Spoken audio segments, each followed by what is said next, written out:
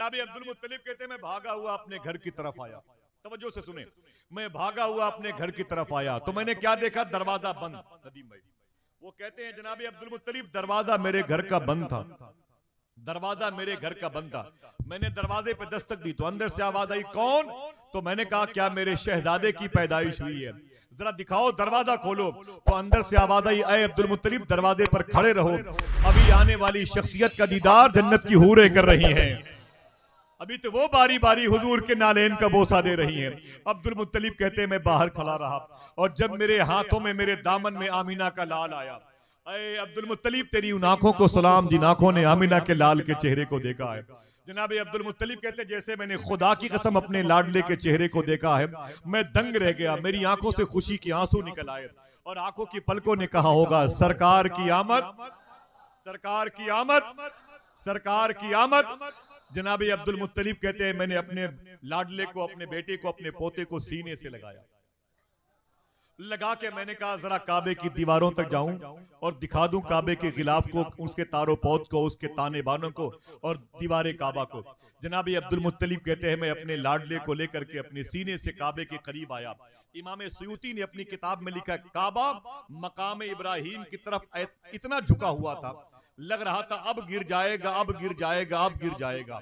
दादा अब्दुल मुत्तलिब कहते हैं मैं हुजूर को लेके काबे की तरफ जा रहा था, लेकिन मैं परेशान हो गया, मेरी समझ में नहीं आया मैं काबे की तरफ जा रहा हूं या काबा मेरी तरफ आ रहा है। नूर अव्वल का शम्मा फरोजा हुआ, बज़ में आखिर का चमका हमारा नबी। जनाब अब्दुल मुत्तलिब कहते हैं मैं अपने लाडले से लिपट लिपट के रोया। उसी वक्त जरा फिर से कोई लगाए नारा सरकार की आमद। माशाल्लाह जीते रहिए। नदी में इजाजत दीजिए।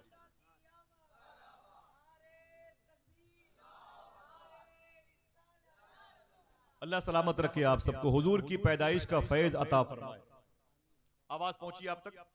सुने, उसी वक्त मक्के शरीफ में एक पहाड़ी वाली जमीन के साये में एक अबू आमिर नाम का इंसान रहता था। उसका नाम था अबू आमिर। अबू आमिर उसका नाम था, बातें याद रखिएगा बड़ी काम आएगी। अबू आमिर उसका नाम था। क्या नाम था? अबू आमिर। वो कहता है मैं बैठा हुआ था, मेरे सामने पत्थर के बुत रखे हुए थे, मेरे सामने पत्थर के बुत रखे हुए थे और मेरे बगल में मेरी लूली लंगड़ी मेरी बेटी बैठी हुई थी, उसके बगल में मेरी बीवी बैठी हुई थी। अचानक अबू आमिर कहते हैं कि वो बुत जो पत्थर के रखे हुए थे वो औंधे मुंह जमीन पर गिरने लगे। मैं उसे उठा के रखता, वो फिर गिर जाता, उठा के रखता, फिर गिर जाता। तो मैंने कहा अरे मेरी बीवी ये क्या मामला है? तो मेरी बीवी ने कहा ये औंधे मुंह क्यों गिर रहा है? मैंने कहा कोई है जो मुझे बताए कि पत्थर का बुत जमीन पर क्यों गिर रहा है? तो अबू आमिर कहते हैं कि नूर के बादल से आवाज आई, अरे मक्के वालों अब कोई बुत सलामत नहीं रहेगा, सच्चे खुदा की राह का पता बताने वाला आमिना का लाल आ गया है। जनाबी अबू आमिर कहते हैं मैंने उस आवाज को सुनी, नूर के बादल को देखा, मैं तड़प गया। तो मेरी बीवी ने कहा कि ऐ मेरे शौहर तूने आवाज सुनी है? मैंने कहा आवाज आई है, क्या कोई आमिना का लाल आया है, कोई अजीम शहजादा मक्के में आया है? तवज्जो है आपकी, कोई अजीम शहजादा मक्के में आया है। तो जनाबे अबू आमिर कहते हैं मेरी बीवी ने मुझसे कहा ऐ मेरे शौहर जरा पूछ तो सही, जरा पूछ इस नूरी बादल से, इसके टुकड़े से पूछ वो जो मक्के में शहजादा बन के आया है उसका नाम क्या है?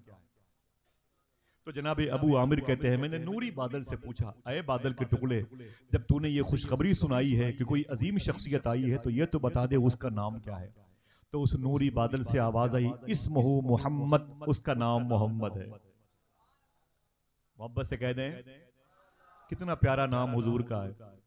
आवाज आई उसका नाम मोहम्मद सल्लल्लाहु अलैहि वसल्लम है। तो जनाब अबू आमिर कहते हैं मेरी बीवी मेरे बगल में बैठी हुई, करीब में बैठी थी और मेरी बेटी मुझसे लिपटी हुई थी, जिसके दोनों हाथ लूले थे, जिसके दोनों पैर खराब थे, वो अपाहिज थी, विकलांग थी, माजूर थी, वो चल फिर नहीं पाती थी।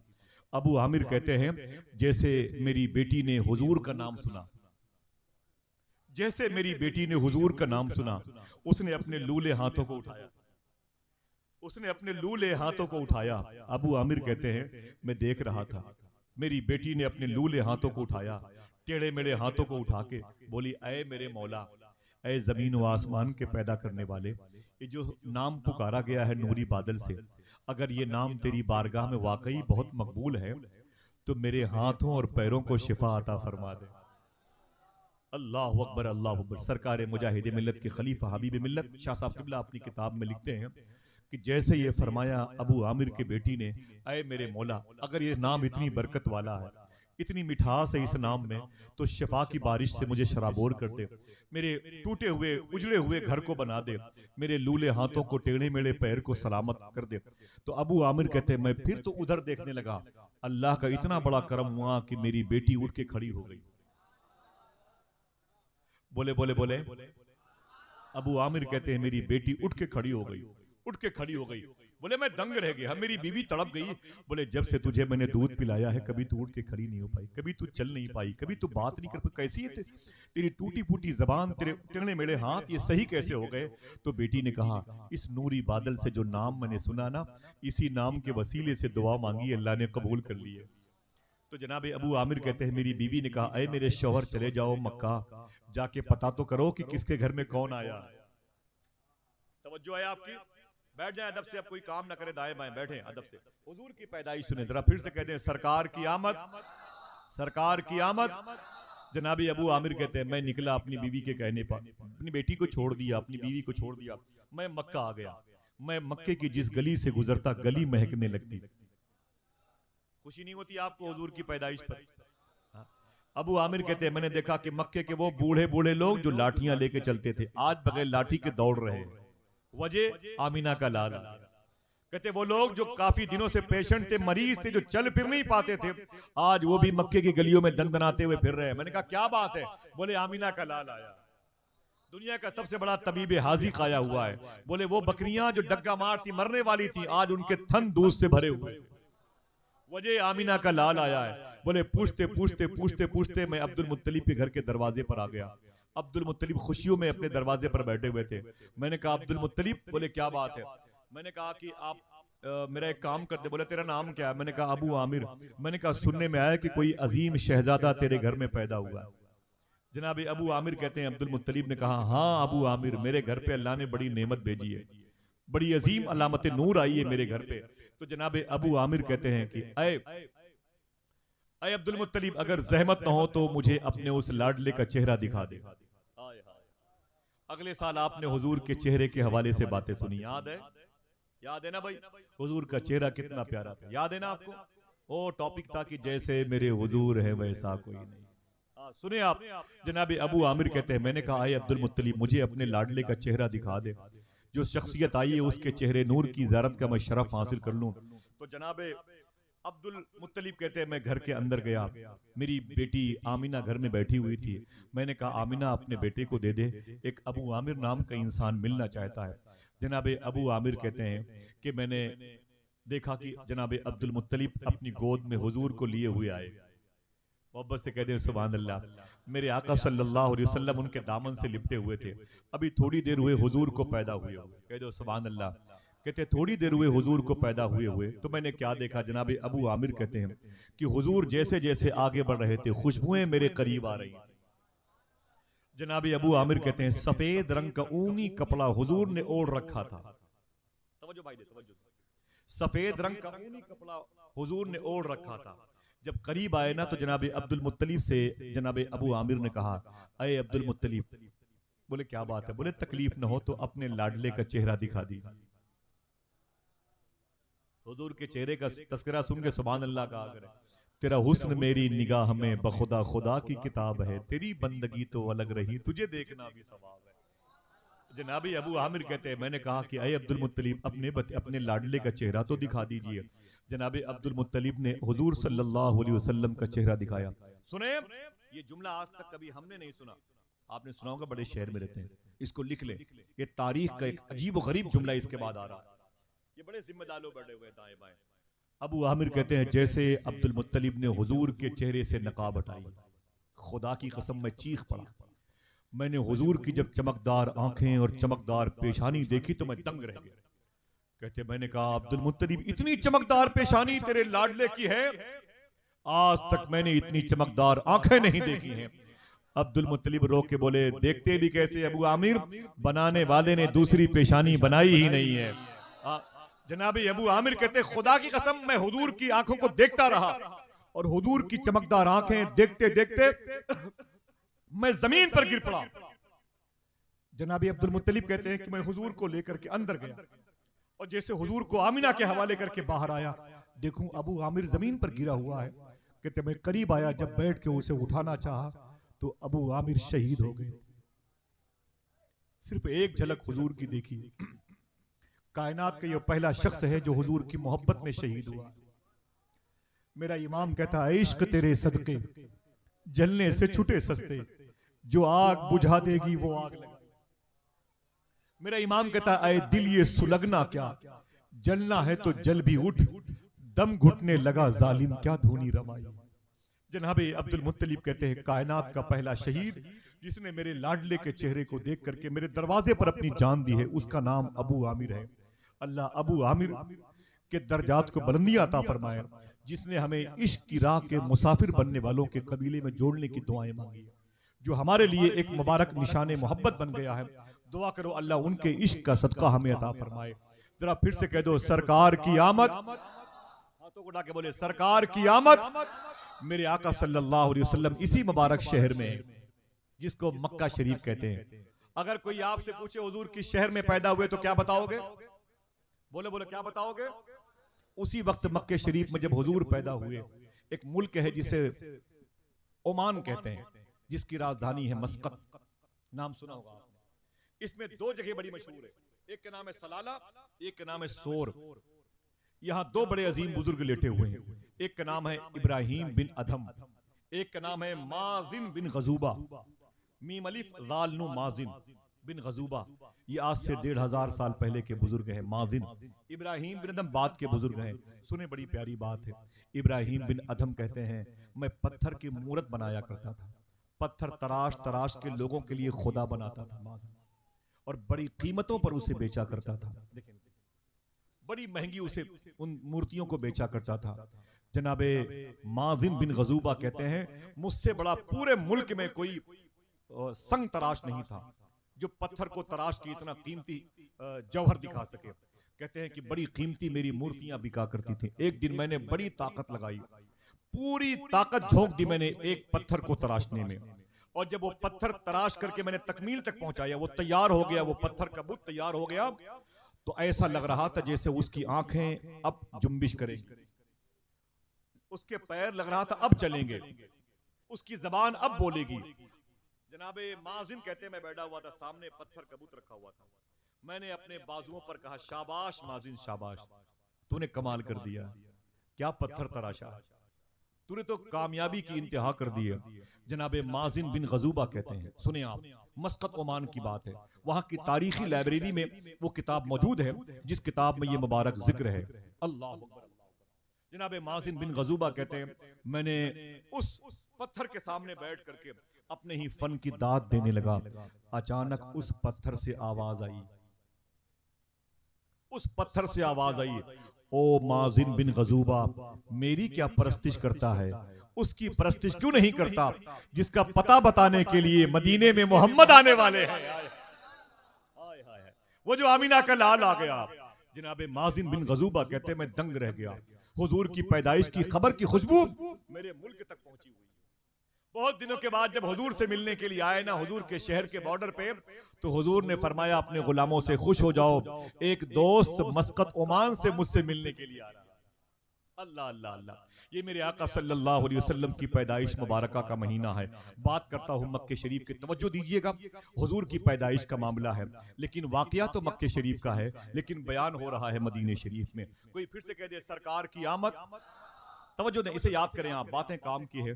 मेरे आका सल्लल्लाहु अलैहि वसल्लम मदीने शरीफ आए हुए थे, और मदीने शरीफ में हुजूर के सामने एक सहाबी हैं, उनका नाम है हजरत आसिम। क्या नाम है? नाम याद रखिएगा, हजरत आसिम। ये हुजूर के सहाबी हैं। ये हजरत आसिम हुजूर के सामने बैठे हुए हैं। मेरे आका फरमाते हैं, आसिम तुम तो मक्के के रहने वाले हो। मेरे आका से उन्होंने कहा कि जी हुजूर मैं मक्के का हूँ। मेरे आका फरमाते हैं, आसिम तुमने कलमा कब पढ़ा है? तो फरमाते हुजूर मक्के शरीफ में पढ़ा है। तो मेरे आका फरमाते हैं कि इस्लाम कबूल करने से पहले तुम तो जाहिलियत के दौर से थे। बोले जी हुजूर, बड़ा जिहालत का दौर था मक्के का, लोग बड़े बदमाश थे, बड़ी परेशानियां थी। मेरे आका फरमाते हैं, आसिम, जिहालत के दौर की कोई बात अगर याद हो तो बताओ। बैठे बैठे सुने, और बड़ी मुबारक तारीखी दास्तान है ये, आंसुओं की जबान में सुनने के लायक है। मेरे तमाम बैठे हुए यहाँ पर चारागर खूबसूरत सनाखा हजरात बैठे हुए हैं। जनाब आसिम कहते हैं, मैंने कहा हुजूर, मुझसे कोई जिहालत के दौर की बातें ना सुने, आपको तकलीफ हो जाएगी। मेरे आका फरमाते हैं, बयान करो। जनाब आसिम कहते हैं, हुजूर आपको दर्द होगा। मेरे आका फरमाते हैं, बयान करो। तो जनाब आसिम कहते हैं, मैंने बयान करना शुरू कर दिया। मैंने कहा, आका मेरी शादी हुई। जब मेरी शादी हुई ना, तो 1.5 साल के बाद मेरे घर में एक बच्ची पैदा हुई। जरा मोहब्बत से कह दो सुभान अल्लाह। अच्छा, हाथों को उठा के बताएं किनके घरों में बच्चियां हैं? बच्चियां हैं, बच्ची हैं, या तो बहनें भी होंगी माशाल्लाह। हाथों को उठा के बताएं, हैं माशाल्लाह सबके घरों में। जिनके घरों में नहीं है, दुआ करो अल्लाह कनीज़े फातिमा अता फरमाए। बच्चियों से प्यार किया करो इंशाअल्लाह। बोले बच्चियां तुम्हारे घरों में है, बहुत खुशकिस्मत हो। जनाब मूसा अलैहिस्सलातु वस्सलाम ने अल्लाह से पूछा था, अय मेरे मौला, जब तू किसी बंदे से ज्यादा खुश होता है तो उसे जाहिर कैसे करता है? तो मूसा अलैहिस्सलाम से अल्लाह ने फरमाया था, अय मूसा, जब मैं किसी बंदे से ज्यादा खुश होता हूं तो उसके यहाँ मेहमान भेज देता हूं। जितने लोग मेहमान के आने से खुश हो गए सुभान अल्लाह कह रहे हैं। फिर जनाब मूसा कलीमुल्लाह ने एक सवाल किया, है मेरे मौला, तू किसी बंदे से खुश होता है तो मेहमान भेजता है? रब फरमाता हाँ। तो फिर मूसा कलीमुल्लाह ने कहा, देखना कितने लोग खामोश रहते हैं और कितने लोग बोलते हैं। मूसा कलीमुल्लाह ने कहा, अय मेरे मौला, जब तू किसी बंदे से और ज्यादा और ज्यादा और ज्यादा खुश होता है तो उसे कैसे जाहिर करता है? अल्लाह फरमाता है, अय मूसा, जब मैं किसी बंदे से बहुत ज्यादा खुश होता हूं तो उसके यहाँ बेटियां पैदा करता हूं। जरा हाथों को उठा के बोल दो सुभान अल्लाह। सरकार की आमद।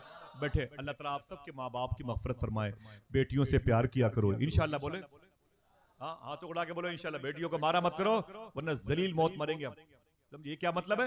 वो छोटी छोटी बच्चियां 4 साल की, नदीम भाई, वो प्लेट लाती हैं, गिलास लाती हैं, पकौड़ी लाती हैं, रोटियां लाती हैं, बाप कभी कभी और 2 तमाचे मारता है, अभी तक ये नहीं लाई। वो 4 साल की गुड़िया जैसी बच्ची लिपट के रोती रहती अपनी माँ से, अम्मी मैं सब कुछ अपने बाप को जाके दे रही थी, फिर भी अब्बू नाराज हो गए, फिर भी अब्बू नाराज हो गए। मेरे आका ने अपनी बेटियों से मोहब्बत फरमाई है। मेरे आका की एक बेटी थी बड़ी लाडली, उसका नाम था फातिमा। कोई फिर से कह दे, अल्लाह क्या प्यारा नाम है। जब कभी भी फातिमा जहरा का आ जाए ख्याल, एहतरामन अपनी आंखें बंद करना चाहिए। ये जनाबे फातिमा है। मेरे आका सल्लल्लाहु अलैहि वसल्लम ने अपने घर के बगल में 7x7 का मकान इनको दिया था, और जब वो घर बनने लगा ना तो हुजूर ने अपनी बेटी फातिमा के घर में एक खिड़की खोल दी, एक रोशनदान खोल दिया, एक खिड़की खोल दी, इधर पर्दा लगा दिया, उधर पर्दा लगा दिया। ठीक, इधर पर्दा हुजूर के घर की तरफ, उधर पर्दा फातिमा की तरफ। हुजूर आयशा के साथ में है, वो मोहसिन, जैनब, हसन हुसैन के पास में। ठीक है, कभी कभी हुजूर जब घर में आते ना तो अपने घर वाले पर्दे को हटाते और कहते फातिमा, फातिमा। तो हुजूर की लाडली बेटी मखदूम कायनात अपने घर के पर्दे को हटाती, कहती जी अब्बू क्या बात है? तो मेरे आका फरमाते, कुछ नहीं, बस तुझे देखने का दिल कह रहा था। आय हाय, अल्लाह अल्लाह। हुजूर अपनी बेटी से कितनी मोहब्बत फरमाते थे। ऐ लोगों, बेटियों पर जुल्म ना किया करो। बहुत खुशकिस्मत है वो घर जिन घरों में बच्चियों के कदम आए। अगर बच्चियां ना हो तो अल्लाह से बच्चियों की भीख मांगा करो, समझे? उन्हें तकलीफ मत दिया करो। तुम्हारे जो बदन सलामत है ये बच्चियों की दुआ की वजह से, समझ रहे हैं? अच्छा सुन लें आप एक और बात, बेटे अपनी माँ से मोहब्बत करते हैं, किससे? सही है कि नहीं? बेटे अपनी माँ से, वो भी जुआड़ के चक्कर में रहते हैं, हकीकत ये है। बेटे अपनी माँ से मोहब्बत करते हैं, अब्बू बैठे रहेंगे और बेटा बैठा रहेगा, और जैसे अब्बू उठ के गए, बेटा अम्मी से, अम्मी, बोले क्या? बोले 100 रुपए देना, 100 रुपए। अरे अभी तो तेरा बाप था, छोड़ ला मेरे बाप 100 रुपए। वो कहा छोड़, मेरी माँ 100 रुपए देना। ओ माँ, अरे मेरे बेटे काय को पैसे नहीं? अरे तेरे पास पैसे नहीं है। माँ का गला दबा देगा वो, मजाक में, और दुपट्टे खींचेगा परेशान। माँ ले पकड़, 100 के चक्कर में 150 दे देती है। और बाप से मांगा, बे कौन है बे, कौन पैसे मांग रहा है? ओ कुछ नहीं, हो कहीं से पता नहीं किसकी आवाज आई है, वो डर जाता है, मालूम है? अब सुने आप, लेकिन बाप से फिर कौन मोहब्बत करता है? बाप से बेटी मोहब्बत करती है बगैर किसी फायदे के। बेटा अपनी माँ से मोहब्बत करता है, उसमें उसका फायदा है। बेटी अपने बाप से मोहब्बत करती है बगैर किसी लालच के। लेकिन एक पूछता हूं सवाल आपसे, आप अपनी बेटी से क्यों मोहब्बत करते हैं? आपका किसमें क्या फायदा है? आपको नुकसान है। वो बड़ी होगी तो उसके लिए जहेज के सामान, उसके लिए अच्छे रिश्ते, अच्छे शौहर का इंतजाम करना पड़ेगा, उसकी इज्जतों को संभाल के रखना पड़ेगा, बड़ी जिम्मेदारी। आप अपनी बेटी से क्यों मोहब्बत करते हैं? मैंने ये सवाल हुजूर सूफी सुल्तान में से पूछा, बाप अपनी बेटी से क्यों मोहब्बत करता है? तो आपने फरमाया इन्हीं लोगों के कबीले के लोगों ने, इन्हीं मर्दों में से, मक्के के वो मर्द जिन लोगों ने मक्के में बच्चियों को जिंदा गाड़ा है, वो इन्हीं लोगों के डिपार्ट से उनका ताल्लुक था। वो मर्द ही थे ना। मक्के में जिन लोगों ने बच्चियों को जिंदा गाड़ा वो मर्द ही तो थे, वो मर्द थे। तो सूफी साहब ने फरमाया कि उन्हीं मर्दों के कबीले के हम लोग भी हैं, उन लोगों ने अपनी बच्चियों को जिंदा गाड़ दिया है। लिहाजा अब उनकी नस्लों की नस्लें जो आ रही हैं, अल्लाह की बंदियां जो आ रही हैं, बच्चियां आ रही हैं, इन बच्चियों से इस मर्द को कयामत तक मोहब्बत करना पड़ेगा, उसकी पेनल्टी देने के लिए, उस मोहब्बत की भरपाई करने के लिए जो हमारे डिपार्ट के लोगों ने इन बच्चियों को जिंदा दफन किया है। दुआ करो अल्लाह बच्चियों के कदम में बरकतें अता फरमाए। आगे बात बढ़ती है, जनाब आसिम है, आसिम ये नाम याद रखिएगा, ऐन अलिफ स्वाद मीम आसिम। जनाब आसिम कहते हैं हुजूर आप मुझसे कोई बात ना सुने, मेरे आका फरमाते आसिम बयान करो। जनाब आसिम कहते हैं हुजूर मेरी शादी हुई और शादी के 1.5 साल के बाद मेरे घर में एक बच्ची पैदा हुई। ये किस वक्त की बात है जब बच्चियों को लोग बुरा कहते थे, उनको जिंदा गाड़ देते थे, जिंदा दफन कर देते थे। मैंने मक्के शरीफ में वो प्लाट देखा है और बार बार देखा है। वहां पर मैंने बहुत सारी मतलब वहां फातिहा खानी की है खामोशी से, वरना वहां की वहाबिया हुकूमत गवारा नहीं करती है जहां बच्चियों को जिंदा दफन किया जाता है।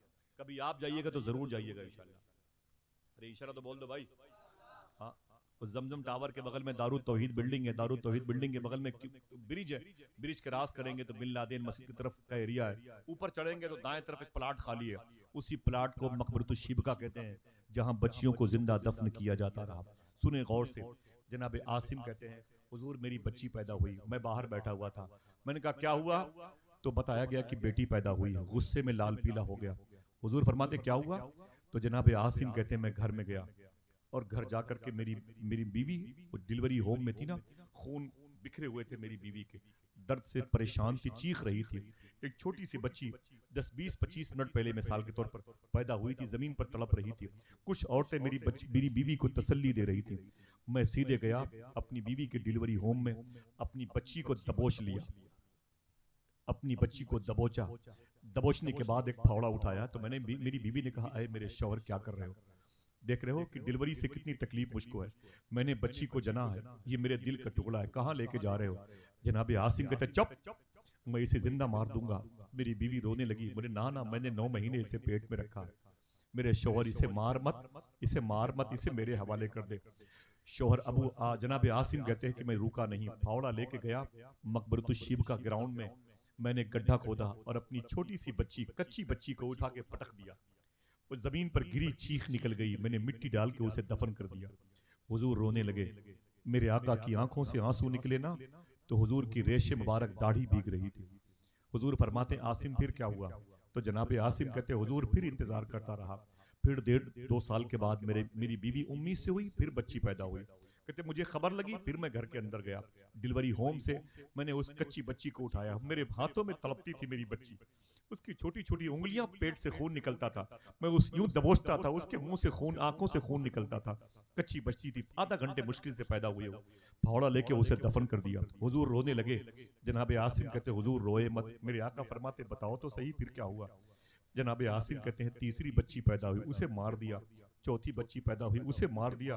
पांचवी बच्ची पैदा हुई, उसे मार दिया। मेरे आका सल्लल्लाहु अलैहि वसल्लम इतना रोए ना, हुजूर के दामन पर हुजूर के आंसू गिरे। जनाब आसिम कहते हैं हुजूर 5 बच्चियों को मार चुका था, 5 बच्चियों को। छठवीं बच्ची 7-8 साल के बाद फिर औलाद मेरी बीवी के पेट में मेरी मोहब्बत की निशानी बन के आ गई। जनाब आसिम कहते हैं कि मेरे आका जब मेरी बीवी के पेट में मेरी मोहब्बत की निशानी ठहरी ना तो मैंने उसका दुपट्टा पकड़ के गले में दबा दिया। मैंने कहा सुन, अब अगर बेटी पैदा हुई तो ये मार दूंगा मैं। वो रोने लगी, वो बोले मेरा कसूर क्या है, मेरा कसूर क्या है? बोले सुन, मैं बाहर जा रहा हूँ बिजनेस करने के लिए, 2-2.5 साल के बाद आऊंगा। आसिम कहते हैं कि मैंने अपनी बीवी से कहा 2-2.5 साल के बाद आऊंगा, अगर बेटा पैदा हुआ तो पाल लेना, अगर बेटी पैदा हुई तो इसे जमीन पे गाड़ देना। मेरी बीवी रोने लगी, मैंने कहा सुनती है? उसने कहा जैसा होगा देखेंगे। तो जनाब आसिम कहते हुजूर मैं बाहर आ गया।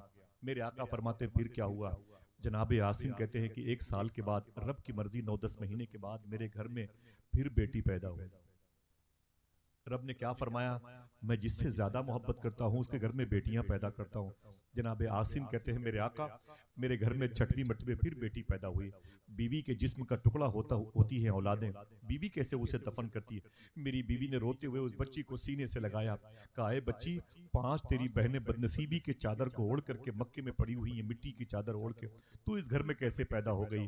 मेरी बच्ची जवाब क्या देती। मैंने सोचा क्या करूं, फिर मेरे दिल में ख्याल आया कि जब तक मेरा शौहर नहीं आ जाता इसे पाल लूं, शौहर आएगा तो फिर देखेंगे क्या होता है। तो जनाब आसिम कहते हैं कि मेरी बीवी ने उस बच्ची को पाल लिया। अब वो बच्ची तकरीबन 2.5 साल की हो गई। मैंने एक काफिले वालों से कहला के भेजा, जाके बताना मेरी बीवी से कि तेरा शौहर आसिम अगले हफ्ते मक्का आने वाला है। जैसे लोगों ने बताया कि अय औरत तेरा शौहर आने वाला है, मेरी औरत की आंख में आंसू आ गए। पड़ोसन ने कहा तेरा शौहर आने वाला है, रोती क्यों है, रोती क्यों है। शौहर के आने पर बीवियां खुश होती हैं। तो जनाब आसिम कहते मेरी बीवी ने कहा कि मैं रो इसलिए रही हूं, अब मेरी 2.5 साल की गुड़िया का पता नहीं क्या होगा, अब मेरी इस छोटी सी बच्ची का क्या होगा। मेरे आका फरमाते क्या हुआ फिर। जनाब आसिम कहते मैं घर में आने वाला था, मेरी बीवी ने पड़ोसन को बुला लिया, बोले तुझसे हाथ जोड़ती हूँ, मेरी बेटी को तू ले ले, मेरी 2.5 साल की बच्ची है, तू ले ले, तुझे इसके एवज में पैसे दूंगी, तू ले ले, इसे अपने घर में रख ले, पता नहीं मेरा शौहर इसे मार न डाले, इसे रख ले, फिर आने वाले दौर में जैसे हालात बनेंगे वैसे देखा जाएगा। पड़ोसन ने 2-4 जोड़ी कपड़े लिए और उस आसिम कहते मेरी बच्ची को अपने घर लेके चली गई। आसिम कहते हैं 2.5 साल के बाद मैं घर वापस गया, मेरी बीवी ने दरवाजा खोला तो मेरी बीवी का चेहरा उतरा हुआ था। तो जनाब आसिम कहते हैं मेरी बीवी, औरतें तो अपने शौहर को देख के खुश होती हैं, तुम्हारा चेहरा क्यों उतरा हुआ है। आसिम कहते मेरी बीवी ने कोई माकूल जवाब नहीं दिया। मैं घर के अंदर गया तो घर के दरो दीवार को देखा, मेरी बीवी ने खाने पीने का इंतजाम किया। उसके बाद मैंने अपनी बीवी से पूछा, अरे मेरी बीवी, तेरे पेट में मेरी मोहब्बत की निशानी थी, वो क्या हुई, वो क्या हुई जो औलाद तेरे पेट में थी। तो जनाब आसिम कहते हैं कि मेरी बीवी ने कहा वो बच्ची पैदा हुई थी, मैंने उसे जिंदा दफन करा दिया, मार दिया। तो जनाब आसिम कहते मैं बड़ा खुश हुआ, मैंने कहा शाबाश मेरी बीवी, तूने बाप दादा की रस्मों को जिंदा कर रखा है। मैं बहुत खुश हुआ कि मेरी बीवी ने मेरे उसूल पर चलते हुए अपने आप को कायम रखा है। जनाब आसिम कहते हैं मैं घर पे 2-4 घंटे मिसाल के तौर पर गुजार ही रहा था, अचानक वो पड़ोस में वो जो बच्ची मेरी थी वो मेरे घर आ गई। जनाब आसिम कहते मेरे घर आ गई। मैंने कहा जब बच्ची को देखा मैंने कहा ये कौन है, तो मेरी बीवी ने कहा ये पड़ोस की बच्ची है। तो आसिम कहते मैं डांट के चल निकल, चल बाहर चल, मनहूस कहीं की मेरे घर आ रही, चल बाहर चल। वो सहम गई, अपने घर भाग गई। फिर कुछ देर के बाद फिर मेरे घर आ गई। तो आसिम कहते हैं फिर मैंने डांटा, फिर भाग गई, ऐसे मैं करता रहा। वो चुपके आती, मेरी बीवी के दुपट्टे से लिपट के मुझे कनखियों से देखा करती थी। जनाब आसिम कहते मुझे देखा करती थी, चुपके मुझे देखा करती थी। मैं बीवी से कहता ये बार बार यहाँ क्यों आती है, तो मेरी बीवी कोई माकूल जवाब न देती थी। लेकिन आसिम की बीवी कहती है मैं दुपट्टे में रोने लगती थी, अपने आंसू पोंछती थी, अरे मेरे मौला भरम बाकी रख, इस राज को राज रहने दे।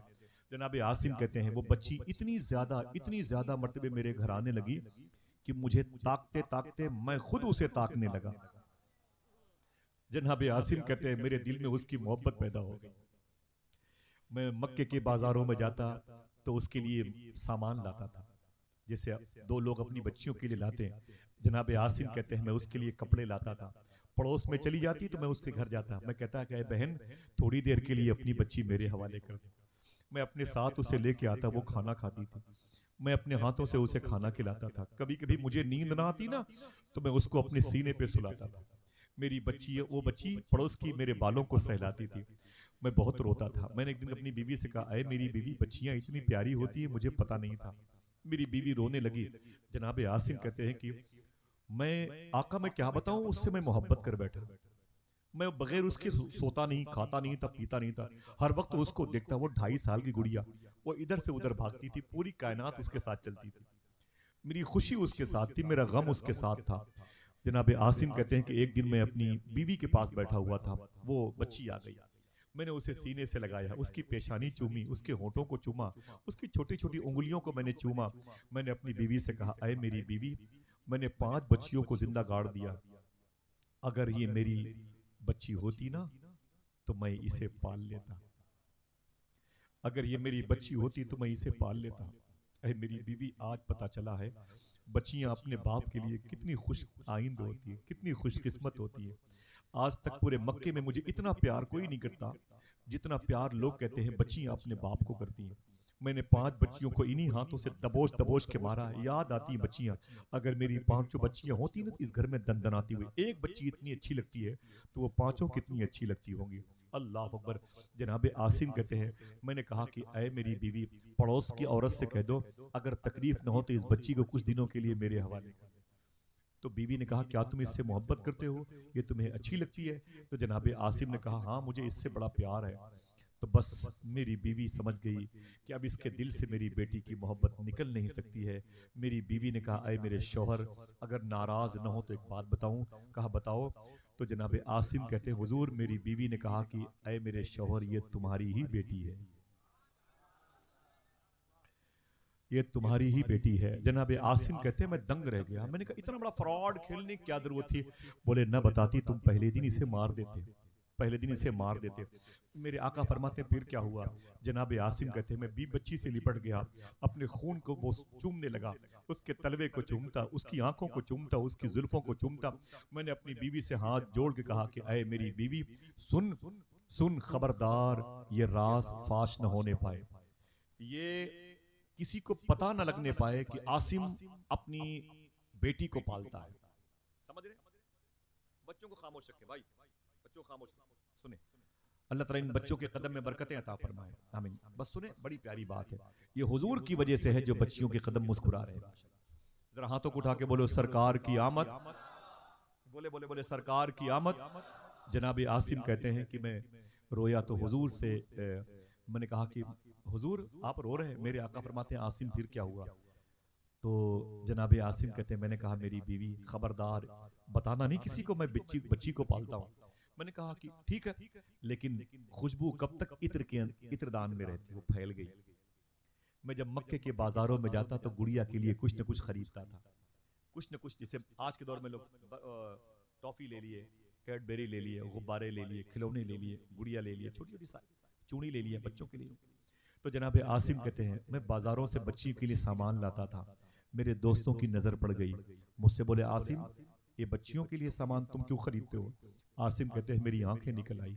मैंने कहा, कुछ नहीं, बस ऐसे ही खरीद लिया था, बेटियों की याद आती है तो खिलौनों से दिल बहलाता हूँ। लोग बोले, ना ना ना, बात कुछ और है। लोगों ने पता करना शुरू कर दिया, राज फाश हो गया, पूरे मक्के में पता चल गया कि आसिम बेटी को पालता है। मुझे घसीट करके घर से बाहर निकाला मेरे दोस्तों ने, जिनके मुझ पर एहसानात थे। मुझे बिठा के बोले, अबे साले जालिम, आसिम तू बेटी को पालता है, 5 बच्चियों को जिंदा मारने के बाद अब तू बेटी को पालता है? तुझे शर्म नहीं आती? अपने घर में किसी को दामाद बनाएगा, अपनी बहन बेटी की इज्जतें लुटवाएगा अपने घर में। अरे जालिम, तूने बाप दादा की रस्मों से इनहराफ क्यों किया? अपने रुख को क्यों मोड़ा? इतना टॉर्चर किया, इतना टॉर्चर किया, इतने तंज के पत्थर मेरी तरफ मारे। जनाब आसिम कहते, हुजूर मेरे अंदर का शैतान जाग गया। अब तक मैं अपनी बेटी की तरफ से रहम दिल था, अब अंदर का शैतान जाग गया। जब शैतान जागा तो मैं झिल्ला के खड़ा हुआ गुस्से में। मैंने कहा, खबरदार, अब तुम्हें बोलने का मौका नहीं दूंगा। जनाब आसिम कहते हैं, हुजूर ने फरमाया, फिर क्या हुआ? जनाब आसिम कहते हैं, मैं दंदनाता हुआ गुस्से में अपने घर में आए, एक लात मारी, दरवाजा धड़ाम से खुल गया।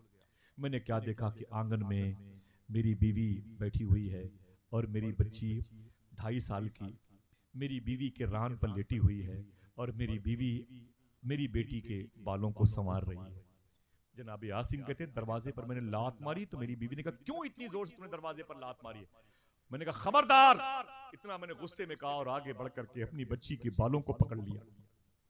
अब वो मोहब्बत खत्म हो गई।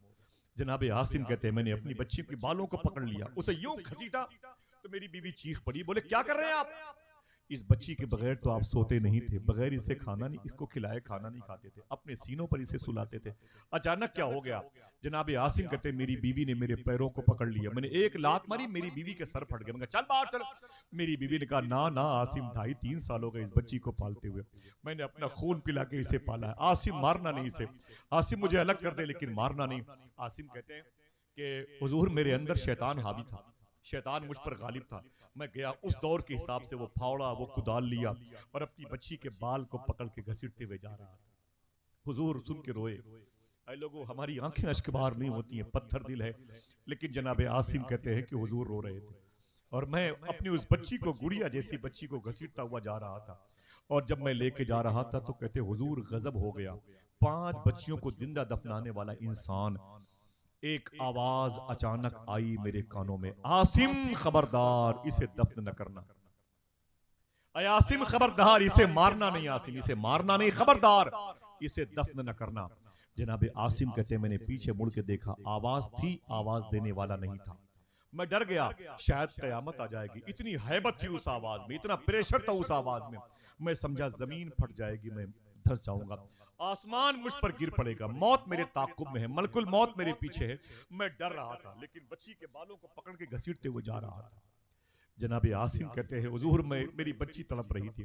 बोले अब्बू, आप नाराज क्यों हैं? आप मुझसे इतना गजब के अंदाज में बातें, आप तो बगैर मेरे सोते नहीं थे। मैंने क्या मांगा था आपसे? मैंने कौन सी फरमाइश कर दी थी कि आप इतने नाराज हो गए? मुझे कहाँ घसीटते हुए लेके जा रहे? आसिम कहते हैं मैं हुजूर अपनी बच्ची को तड़पते हुए देखते हुए लेके जा रहा था। अचानक वो आवाज फिर आई, आसिम मारना नहीं, आसिम मारना नहीं, आसिम खबरदार, इसे दफन न करना, इसे दफन न करना।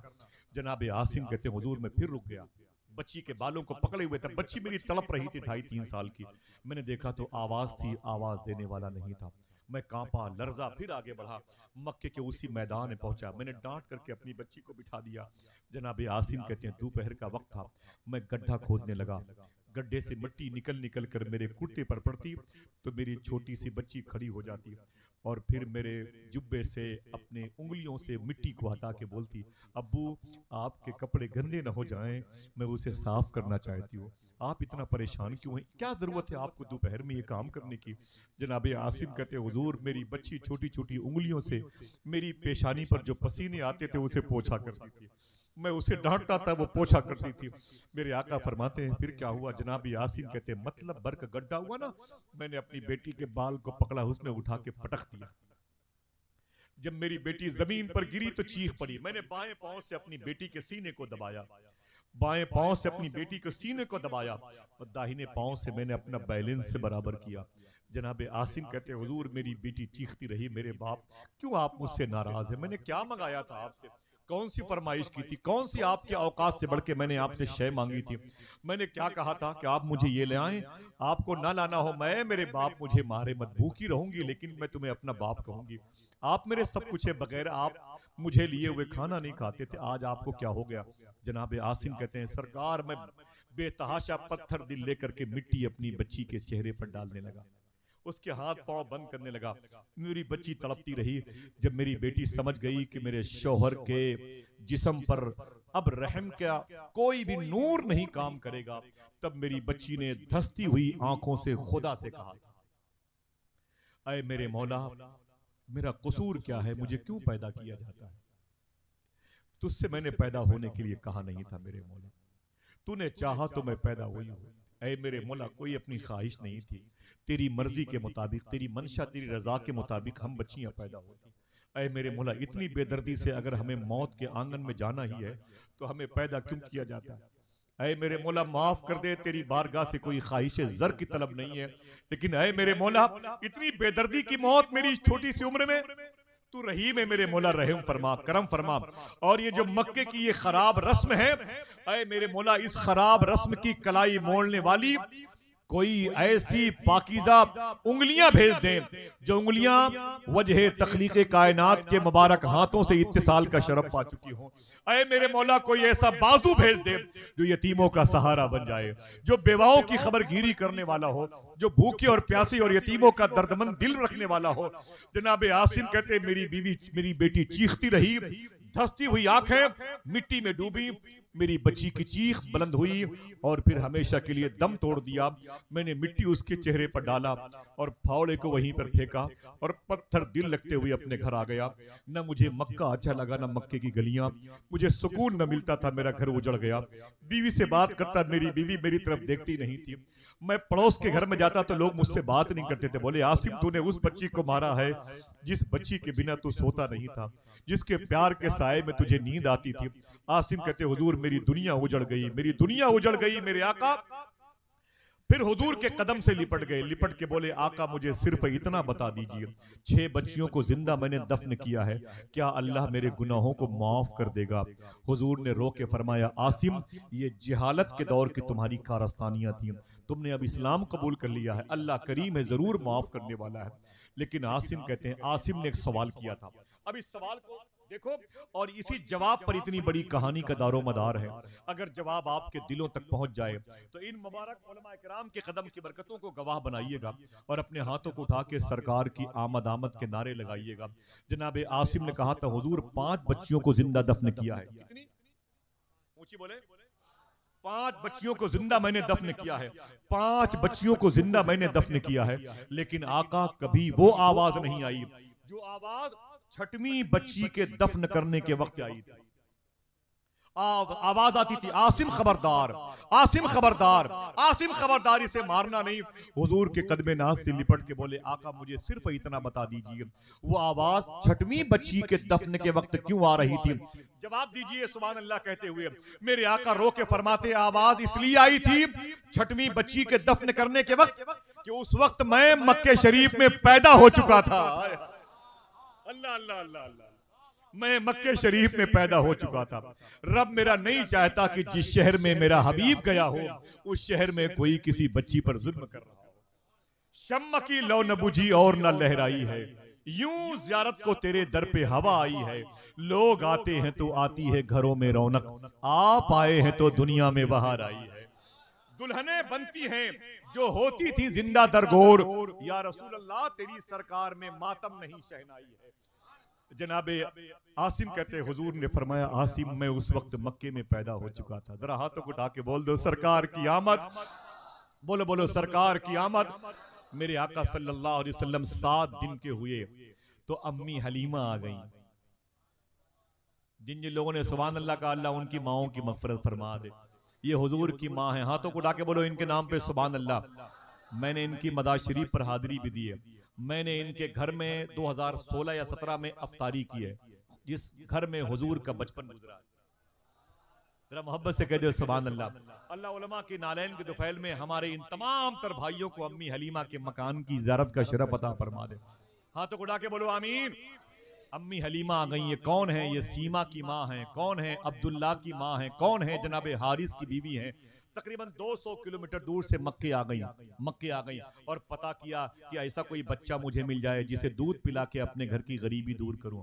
तो किसी ने कहा अय हलीमा सारे बच्चे तो मक्के वाले लोगों ने ले लिए हैं, एक बच्चा मौजूद है जो अब्दुल मुत्तलिब के घर में है, जिसे आमीना का, जरा मोहब्बत से कह दो सुभान अल्लाह, जिसे आमीना का लाल कहा जाता है। जनाबे अम्मी हलीमा कहती मैं घर पे आई ना अब्दुल मुत्तलिब के, मैंने दरवाजे को दस्तक दी तो अब्दुल मुत्तलिब निकल के आ गए। बोले कौन? मैंने कहा हलीमा। मैंने कहा आप कौन? बोले अब्दुल मुत्तलिब।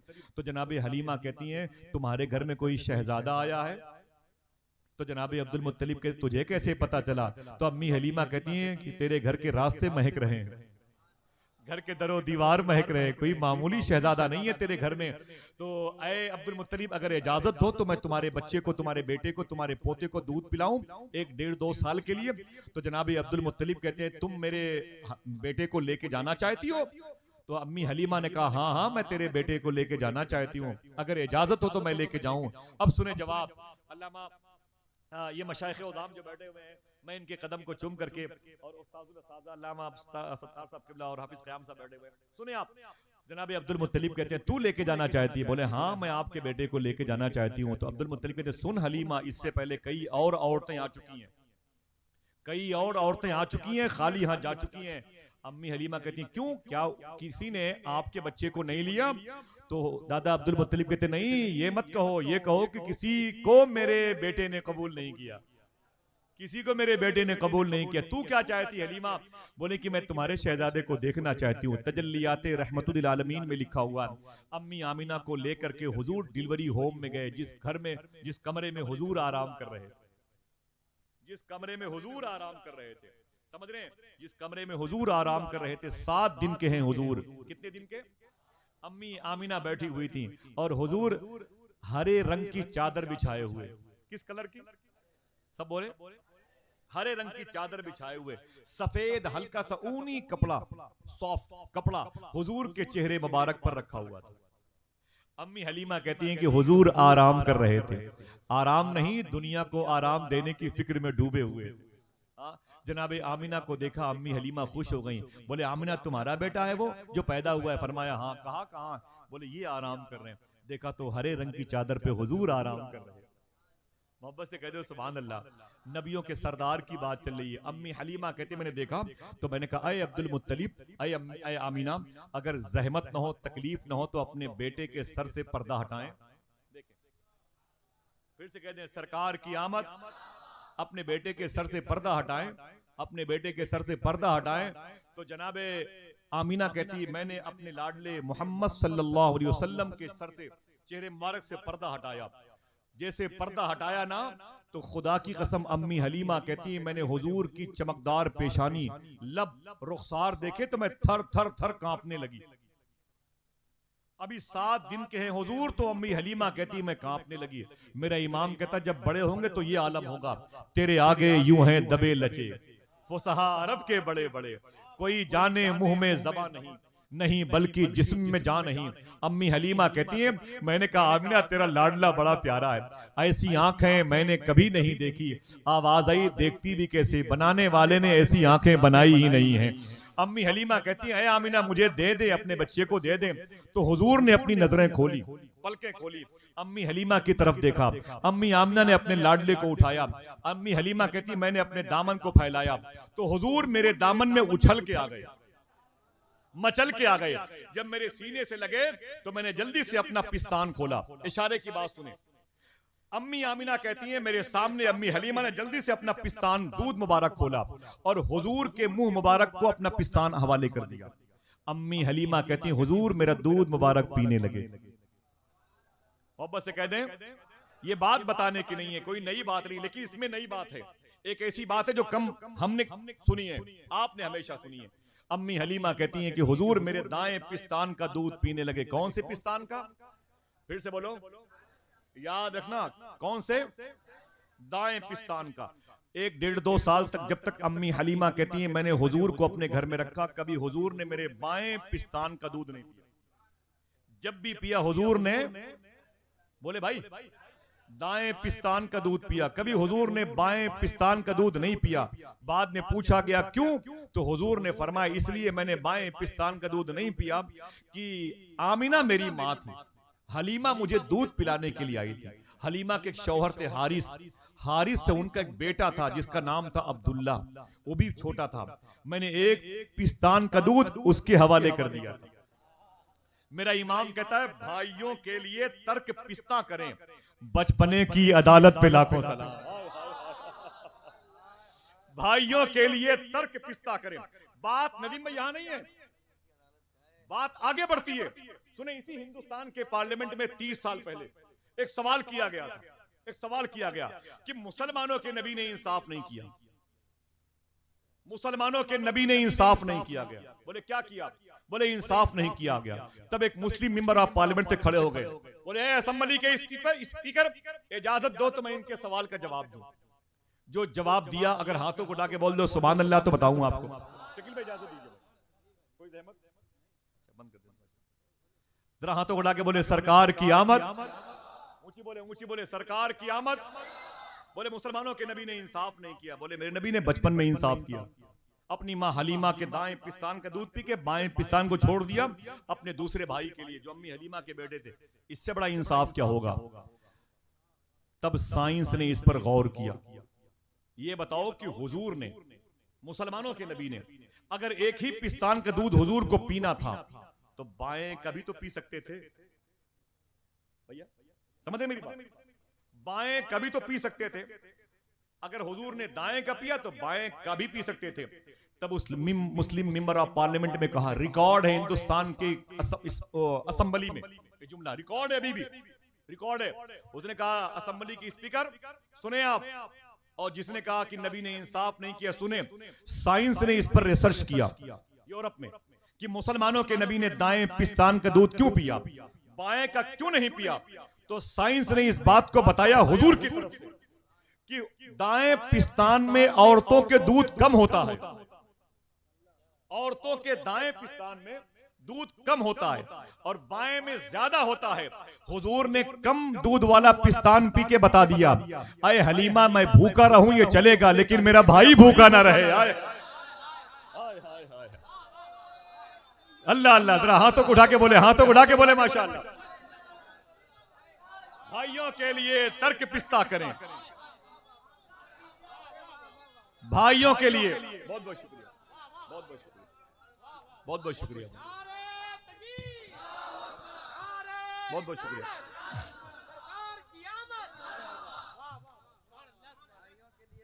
भाइयों के लिए तर्क पिस्ता करें, दूध पीतों की भाइयों के लिए तर्क पिस्ता करें, बचपने की अदालत पे लाखों सलाम। जरा फिर से कहते हैं सरकार की आमद, ऊंची बोले सरकार की आमद।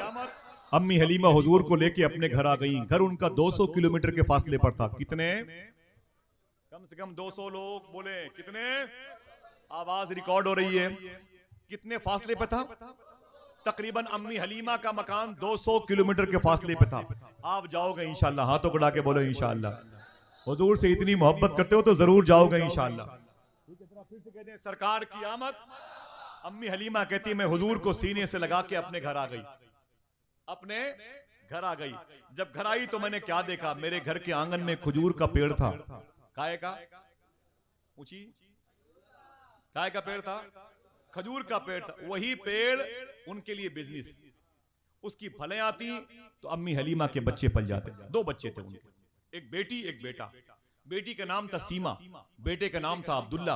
एक रवायत के मुताबिक यही वो बेटे हैं जिनका नाम बाद में अब्दुल्ला अब्दुल अजीज मक्की हुआ, जो कलंदरिया सिलसिले के अमीर कारवां कहलाए, जिनकी मदार शरीफ पाकिस्तान में पंजाब सूबे में लाहौर के करीब आपकी मजार शरीफ है। अब्दुल्ला अब्दुल अजीज मक्की रहमतुल्लाह तआला अलैह, एक बड़ी मशहूर रवायत इनके साथ जुड़ी हुई है। पूरे पड़ोस के लोग कहते हैं कि ये अम्मी हलीमा के बेटे सिलसिले कलंदरिया के बुजुर्ग हैं। इन्हीं की सिलसिले की जो अजीम शख्सियतें आई हैं, शेख अब्दुल बासित शाह कलंदर दमगढ़ा शरीफ, जिनकी मदार को उसने बनाया जिसने ताजमहल को बनाया। शेख नजमुद्दीन कलंदर नालचा शरीफ इन्हीं के सिलसिले के बुजुर्ग हैं। शाह कुतुब बिनाए दिल इन्हीं के सिलसिले के बुजुर्ग हैं। ख्वाजा कड़क अब्दाल शाह इसी सिलसिले के बुजुर्ग हैं। ये टॉपिक अलग है। जरा फिर से कोई कह दे सरकार की आमद। अम्मी हलीमा कहती है मैं अपने बेटे को लाडले को लेके हुजूर को लेके घर में आई। गजब क्या हुआ भाई, देखें गजब क्या हुआ। अम्मी हलीमा कहती हैं कि मेरे घर में वो जो खजूर का पेड़ था, जिसको बेच बेच करके खजूरें मेरा शौहर दाल नमक चावल लाता था, वो पेड़ खुश्क हो गया था, मर गया था, सूख गया था। वो पेड़ बस कटने वाला था, उसमें कुछ दमखम बाकी नहीं था, खजूरें नहीं आती थी। ठीक है, वो काफी दिनों से खुश्क था, वो मरने वाला था। अम्मी हलीमा कहती हैं जैसे मैं हुजूर को लेके घर के अंदर दाखिल हुई, जैसे मैं हुजूर को लेके घर के अंदर दाखिल हुई, खुदा की कसम वही खजूर का पेड़ हरा हो गया। ना ना ना ना, आप सिर्फ मुझे इतना बताएं, हरा हो सकता है कि नहीं? ऊंची बोले हरा हो सकता है कि नहीं? जब लोगों की तकदीरें हरी हो सकती हैं तो पेड़ क्यों नहीं हरा हो सकता? हाँ, अम्मी हलीमा कहती है मैं घर के अंदर दाखिल हुई तो वो पेड़ हरा हो गया। खुदा कसम वो कहती है वो पेड़ हरा हो गया। मैं ताज्जुब में थी, मैंने क्या देखा, हरे पेड़ में खजूरें निकल रही। अगर आपके घर के आंगन में खजूरें निकलती तो पूरे खानदान को जमा करके मचल मचल के सुभान अल्लाह। हाँ, आओ आओ देखो मेरे घर की, ये तो हुजूर के घर की बात है। हाँ, बोलो सरकार की आमद। अम्मी हलीमा कहती हैं वो मेरे घर में वो खजूर का पेड़ हरा हो गया, और फिर वो हरा पेड़ ही नहीं हुआ, उसमें से खजूरें निकल आई। बोले बोले बोले बोले खजूरें निकल आई। कहती है हुजूर मेरे गोद में थे। बोले हुजूर मेरे गोद में थे, कोई तकलीफ नहीं। कहते अपने हाथों को डाके सरकार की आमद। वो कहती है कि हुजूर मेरे गोद में थे, खजूरें निकल आई, खजूरें पक गई। देख अभी हुजूर मेरी गोद में, अब हुजूर मेरे आंगन में अभी आए हैं, मेरी गोद में हैं, वो खजूर पक गई। अम्मी हलीमा कहती हैं, देखना ये जुमला कितने लोग समझते हैं। कहती हैं अम्मी हलीमा कभी मैं खजूर को देखती, कभी हुजूर को देखती। वाह वाह वाह वाह वाह, खजूर को देखती कभी हुजूर को देखती, दंग रह गई। मेरे शौहर हारिस बड़ा बरकत वाला बच्चा आया है, जरा खजूरें तो तोड़ो। तो जनाब हारिस कहते हैं अपनी बीवी हलीमा के कहने पर मैंने खजूरें तोड़ी, उसे झोले में रखा और मेरी बीवी ने कहा जा करके इसे साथ की मंडियों में बेचो। तो हलीमा कहती मेरे शौहर उसे बेचने के लिए गए ना, तो आज पहली मरतबे इतनी महंगी खजूरें बिकी हैं, पहली मरतबे इतनी महंगी खजूरें बिकी हैं, इससे पहले कभी इतनी महंगी खजूरें नहीं बिकी हैं। जब हुजूर के अब्बू घर में आए ना तो बड़ा राशन लेके आए, बड़ा राशन लेके आए और घर में दाखिल हुए तो बहुत ज्यादा टोकरा सामान का सर पे रखे हुए थे।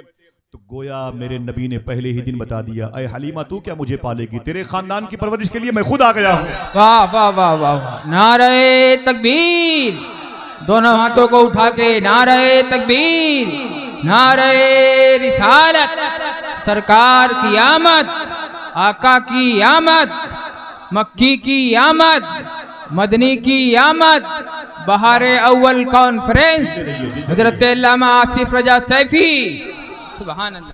मेरा इमाम कहता है सबसे औला वो औला हमारा नबी, सबसे बाला वो वाला हमारा नबी, नूर अव्वल का शम्मा फरोजा हुआ, बज़्म आखिर का चमका हमारा। आय हाय, क्या कहा शबनम जबलपुरी ने कि शम्मा की लौ न बुझी और न लहराई है, यूं ज़ियारत को तेरे दर पे हवा आई है, लोग आते हैं तो आती है घरों में रौनक, आप आए हैं तो दुनिया में बहार आई है। हाँ तो उड़ा के बोलो, आप आए हैं तो दुनिया में, आप आए हैं तो दुनिया में दुल्हनें बनती हैं, दुल्हनें बनती हैं जो होती थी जिंदा दरगोर, या रसूल अल्लाह तेरी सरकार में मातम नहीं शहनाई है।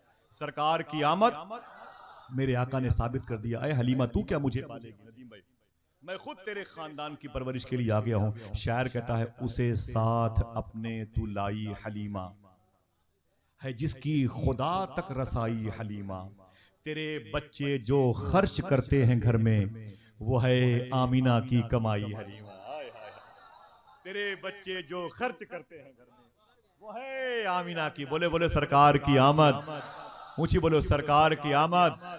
मेरे आका सल्लल्लाहु अलैहि वसल्लम अम्मी हलीमा के मकान में फिर मक्के शरीफ फिर मदीने शरीफ तशरीफ लाए। मेरे आका सल्लल्लाहु अलैहि वसल्लम की मोहब्बत, हुजूर तो रहमत बन के आए। क्या बन के आए? थक गए आप लोग? हाथों को उठा के बताएं थके तो नहीं है। मतलब ये है कि अगर थक गए हों तो फिर मैं हट जाऊं, ये नहीं है। अगर थक गए तो फिर शुरू कर दूं हुजूर की बात। बोलो सरकार की आमद, मरहबा, बोलो सरकार की आमद, मरहबा। एक दो बात सुनिए। ये कुरान की आयत के इस टुकड़े में है कि हुजूर रसूल बन के जो है ना सारे आलम के लिए वो रहमत बन के, हमने जिसको भेजा ना वो सारे आलम के लिए रहमत बन के वो रसूल। तो रहमत की मीनिंग क्या है, रहमत के माने क्या होते हैं, रहमत की मीनिंग क्या है, इसका लुगती तर्जमा क्या है, ये उर्फ आम में इसे क्या कहते हैं? कभी पूछा किसी से आपने, कभी पूछा ये रहमत किसे कहते हैं? कि किसी का नाम है। हुजूर सारे आलम के लिए रहमत बन के आए। तो सारे आलम में तो हिंदुस्तान भी है, इस हिंदुस्तान में परिंदे भी हैं, इसमें चूंटियां भी हैं। तो क्या हुजूर चूंटियों के लिए भी रहमत है? बोलो बोलो बोलो भाई। अगर इस जमीन पर मछलियां हैं समुद्र में तो क्या हुजूर उनके लिए रहमत है? आप बताओ भाई, कुछ मेरी मालूमात बढ़े। मेरे बड़े भाई ने कहा अपने बुजुर्गों की तायद, हुजूर सबके लिए रहमत है। हुजूर सारे आलम के लिए, सारे आलम, आलमीन का लफ्ज है, वर्ड का नहीं है, आगे यस लगा हुआ है। सारे आलम के लिए रहमत बन के आए। तो कभी सोचा आपने कि हुजूर जानवरों के लिए रहमत कैसे हैं?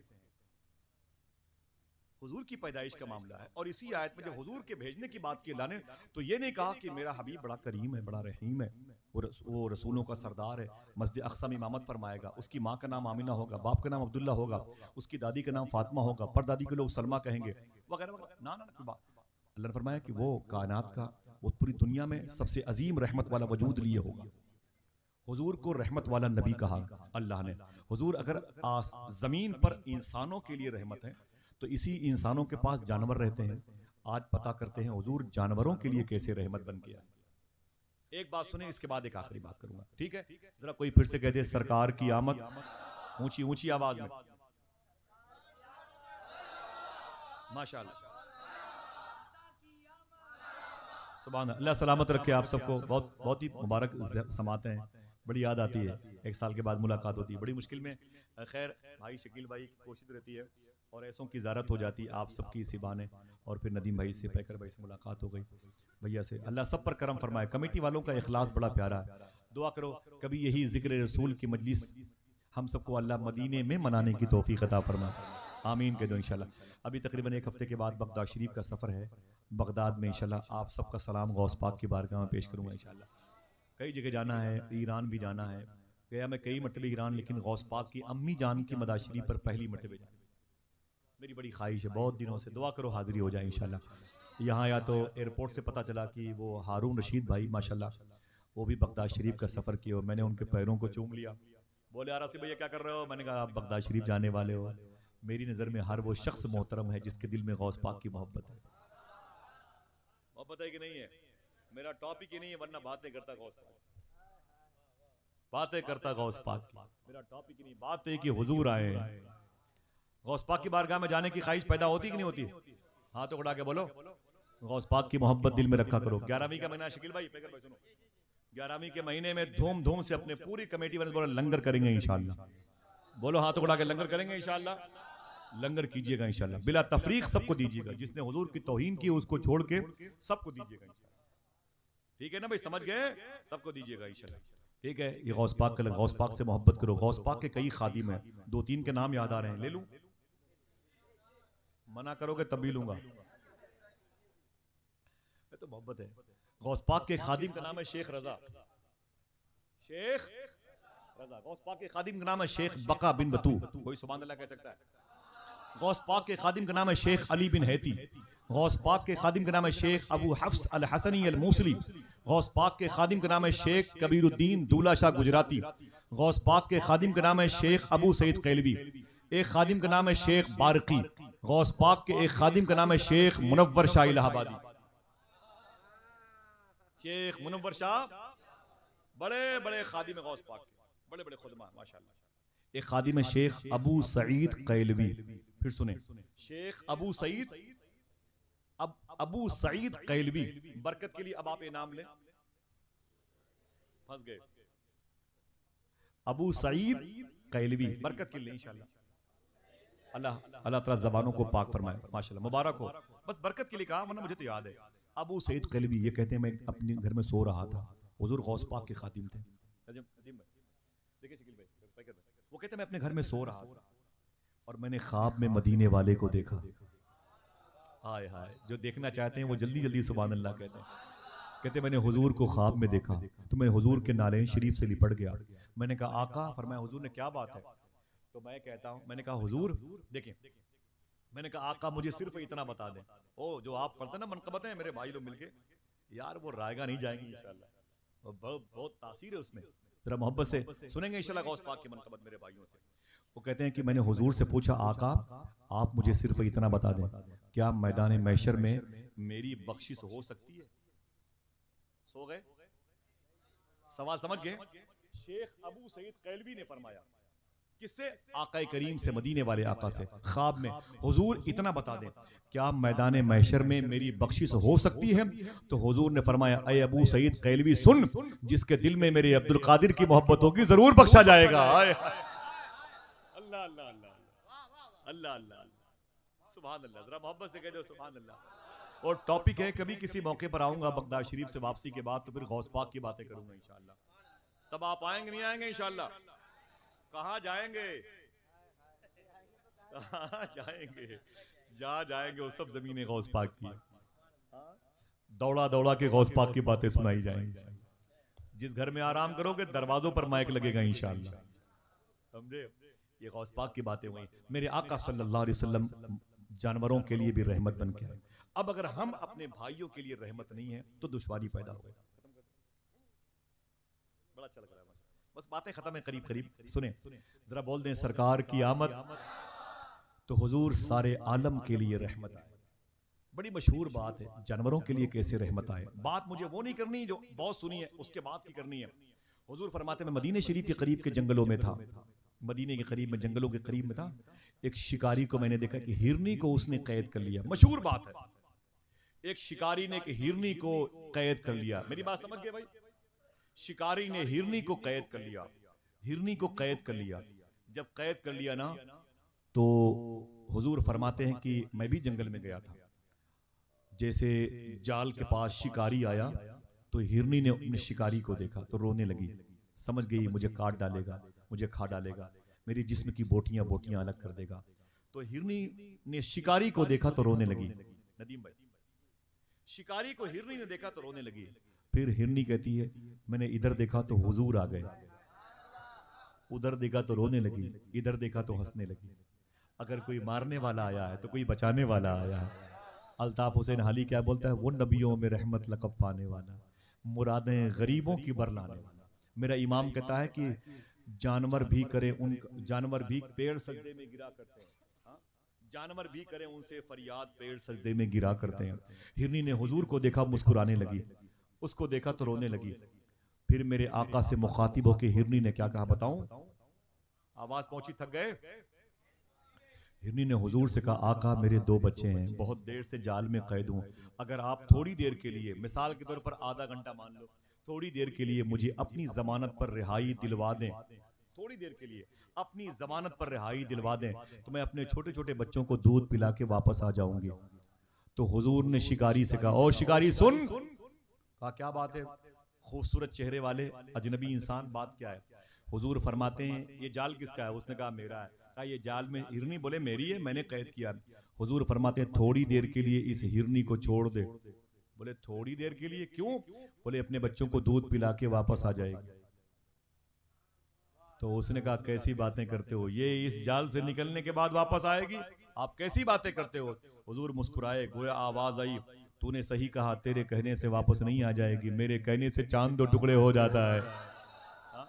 तूने सही कहा, तेरे कहने से वापस नहीं आ जाएगी, लेकिन अगर नबियों के सरदार से इसने कंप्रोमाइज किया तो वापस आ जाएगी। छोड़ दे मैं हूं ना। उसने कहा चेहरा बहुत सच्चा है, आंखें सच्ची हैं, पेशानी सच्ची है, चलो ट्राई करते हैं। ठीक है, उसने जाल खोला, हिरनी को छोड़ा, हिरनी आगे बढ़ी, हुजूर के तलवे को चूमा। जानवर भी करे उनसे फरियाद, पेड़ सजदे में गिरा करते हैं।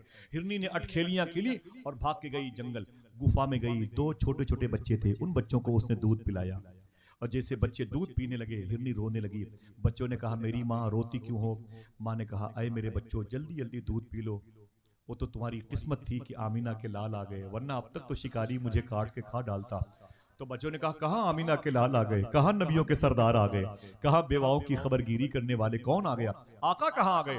तो हिरनी ने कहा अरे मेरे बच्चों मैं शिकारी के जाल में कैद हो चुकी थी और वो शिकारी भी आ गया था, अल्लाह का शुक्र है कि नबियों के सरदार भी आ गए, उन्होंने अपनी जमानत पर मुझे रिहाई दिलवाई है, जल्दी दूध पियो और जाने दो मुझे, अलविदाई अलविदाई दूध पी लो, अलविदाई आखिरी मर्तबे सलाम। बस मैं निकल गई।